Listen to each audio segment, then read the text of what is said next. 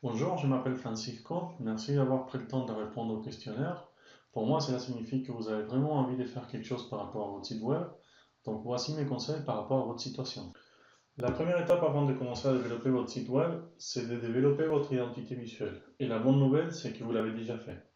Maintenant, il faut simplement s'assurer que toute la charte graphique que vous avez utilisée, donc la typographie, les couleurs, etc., ils vont être représentés, aussi ils vont être utilisés pour le développement de votre site web.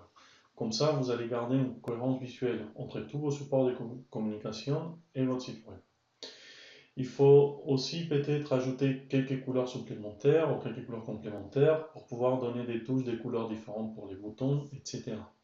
Si vous avez l'intention d'être actif sur les réseaux sociaux, faites attention à bien adapter votre logo pour les icônes des réseaux sociaux. Des fois, les logos des réseaux sociaux, ils sont ronds, ils sont carrés, ils sont petits.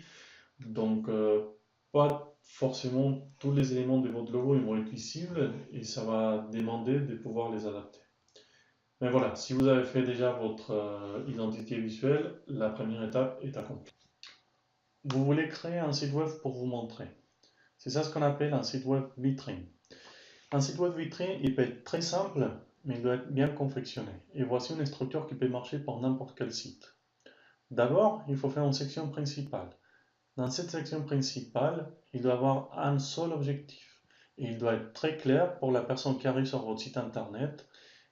Il va rester 10 secondes et s'il n'aime pas, il va partir.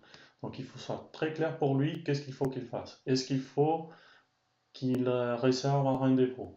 Est-ce qu'il faut qu'il télécharge quelque chose pour apprendre sur un cours ou quelque chose que vous allez lui donner? Donc, un seul objectif pour cette section principale. Si vous faites des conseils, n'hésitez pas à mettre une photo de vous. C'est important de rendre cette section un peu humaine et que les gens puissent s'identifier avec. Si vous faites des conseils, bien sûr, les gens ils vont voir avec qui ils vont parler. Donc, vous allez donner tout de suite une première impression. Sinon, essayez de mettre une photo de vos clients potentiels, comme ça, ils vont se sentir identifiés. Ensuite, une autre section où vous allez montrer un peu de preuves sociales. Donc, avec quelle marque vous avez travaillé, des témoignages clients.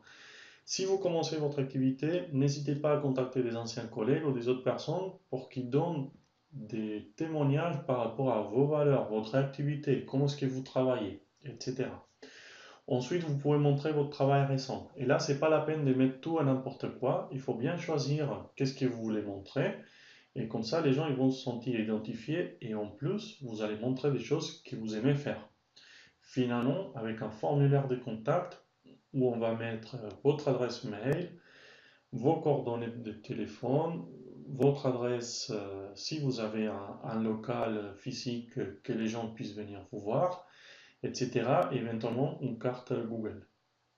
Mon conseil, c'est faire quelque chose qui soit simple, épuré, et regarder votre concurrence. Qu'est-ce qu'ils font vos concurrences? Comme ça, vous pouvez mettre des touches pour pouvoir vous différencier par rapport à votre concurrence. Pensez à votre client et les messages que vous voulez faire passer sur votre site. Et bien sûr, votre site doit être adapté pour les PC, pour les tablettes et pour les smartphones. C'est ce qu'on appelle un site internet responsive. Et ça, c'est important parce qu'aujourd'hui, plus de 50% de trafic passe par les tablettes et les smartphones. Dans votre cas, vous avez besoin de quelqu'un pour s'occuper de la maintenance de votre site internet, c'est-à-dire l'enregistrement de nom de domaine, l'hébergement, la mise en place d'un système de sécurité, des sauvegardes et la mise à jour de toutes les extensions qui sont utilisées pour développer votre site internet. Et surtout, ça, il faut le faire régulièrement. Donc, tous ces aspects sont très importants et voici quelques conseils quand vous allez travailler avec un prestataire externe. Assurez-vous que le nom de domaine est à votre nom et que vous avez les accès à votre site web pour pouvoir les gérer dans le cas de problème. Dans le contrat de maintenance, les conditions de résiliation doivent être claires. Regardez qui est les fournisseurs pour l'hébergement, car des fois, changer les fournisseurs peut entraîner des frais supplémentaires. Essayez de comprendre les conditions par rapport à la sécurité et la sauvegarde. Est-ce que la sauvegarde il va être envoyée à vous dans un espace de stockage comme Google Drive ou comme Dropbox ou est-ce que c'est votre prestataire qui va toujours garder une copie de sécurité? Donc, il y a certains aspects qu'il faut pouvoir les clarifier avec votre prestataire qui sont très importants. On vient de voir les 3 étapes pour créer votre site internet. Donc tout ce qui est par rapport à l'identité visuelle, les types de sites internet que vous devez faire et la maintenance du site internet. Maintenant, c'est le moment de poser la question suivante. Est-ce que vous avez le temps, l'envie ou la connaissance de faire tout ça par vous-même? Si la réponse est oui, donc n'hésitez pas. Commencez tout de suite. N'attendez pas à que votre site soit parfait ou que votre identité visuelle soit parfaite. Ça va jamais arriver. Il faut faire les premiers pas et par la suite, vous pouvez continuer. Même, regardez, prenez d'exemple mon vidéo, il n'est pas parfait, peut-être vous allez trouver des fautes d'orthographe, des fautes des phrases, etc. Mais au moins, il est là, il peut vous aider à quelque chose. Par la suite, si j'ai des commentaires négatifs ou si je trouve des erreurs, je vais pouvoir les modifier.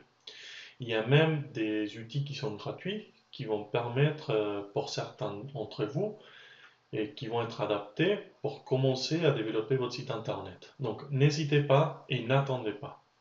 Par contre, si vous pensez qu'il y a certaines choses qui vont au-delà de votre connaissance ou que vous préférez passer du temps pour faire une autre chose, moi je peux vous aider. Depuis plus de 2 ans que j'ai créé des sites web et j'ai travaillé avec des micro-entreprises et des PME pour créer leur identité visuelle. Comme j'ai plus de 10 ans d'expérience comme chef des produits internationaux, on va travailler ensemble pour créer votre site internet comme si c'était un produit à vendre, avec un objectif particulier, un objectif spécifique qui va être adapté à votre entreprise et pour vos clients. Donc, il va être pas simplement un support de communication. On va aller un petit peu au-delà de tous les conseils que je vous ai donnés aujourd'hui pour créer un site internet qui vous représente le mieux. J'ai pu réaliser des sites e-commerce, des blogs, des sites vitrines et tous les sites que je vais créer, ils vont être adaptés pour les PC et pour les smartphones et les tablettes.